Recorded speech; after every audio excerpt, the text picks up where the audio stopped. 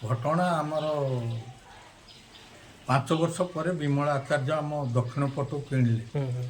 ସେ ଜଣେ କୋର୍ଟର କର୍ମଚାରୀ। ସେ 3,700 ଜାଗା କିଣିଛନ୍ତି, 4,500 ଦଲିଲ କରିଛନ୍ତି, 4,600 ମ୍ୟାପ୍ କରିଛନ୍ତି। ଏଇ ଦେଇକି ଇଲିଗାଲ କେସ୍ ଆମ ନାଁରେ କଲେ। ଏ ଦେଇକି କେସ୍କୁ ଯାଉନାହାନ୍ତି। ଆମେ କେସ୍ କରିବାର ନୋଟିସ୍ ନେଉନାହାନ୍ତି। ଡିଷ୍ଟ୍ରିକ୍ଟ ଜଜ୍କୁ ମୁଁ ଜଣେଇଲି, ଡିଷ୍ଟ୍ରିକ୍ଟ ଜଜ୍ ଅନରେବୁଲ୍ ଡିଷ୍ଟ୍ରିକ୍ଟ ଜଜ୍ଙ୍କୁ ମୁଁ ଜଣେଇଲି। ଜଜ୍ ସାହେବଙ୍କୁ ଜଣେଇବା ପରେ ସେ ନୋଟିସ୍ ନେଲେ। କେସ୍ ବର୍ତ୍ତମାନ ବିଚାରାଧୀନ ଅଛି।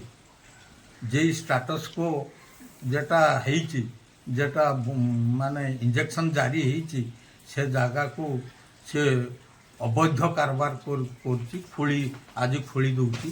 ତା ଆଗରୁ 2 ଥର ମୁଁ ଥାନାରେ ଏଫଆଇଆର୍ ଦେଇଛି। ସେ ଏଫଆଇଆର୍ର କପି ମଧ୍ୟ ରଖିଛି, ଆଉ ଏସ୍ପିଙ୍କି ମଧ୍ୟ ଜଣେଇଛି। କିଛି ସେ ମାନୁନାହିଁ, କୋର୍ଟ କଥା ବି ମାନୁନାହିଁ। ମୁଁ ଚାହୁଁଛି କେସ୍ ଫାଇନାଲ୍ ପରେ ଯାହା ହେବ। ସେଠି ତ କେସ୍ ଚାଲିଛି ନା, ଉଭୟ ପକ୍ଷଙ୍କର କେସ୍ ବିଚାରାଧୀନ ଅଛି। ତେଣୁ କେସ୍ ଫାଇନାଲ୍ ପରେ ଯାହା ହେବ। ସିଏ କାହିଁକି ବର୍ତ୍ତମାନ ଏକଛାଟିଆ ଭାବରେ କରିଚାଲିଛି, ଏରିଆ ଛାଡ଼ିଲା ନାହିଁ। ମୁଁ ଏଫଆଇଆର୍ ଦେଇଥିଲି, ପୁଲିସ ବାବୁ ଆସିଥିଲେ, ଆସି କହିଲେ ମୁଁ ତା ଜାଗା ଛାଡ଼ି ଦେଇ କରୁଛୁ। ବର୍ତ୍ତମାନ ଫେର ସେ ଜାଗାକୁ ଖୋଳିବାକୁ ଲାଗିଛି।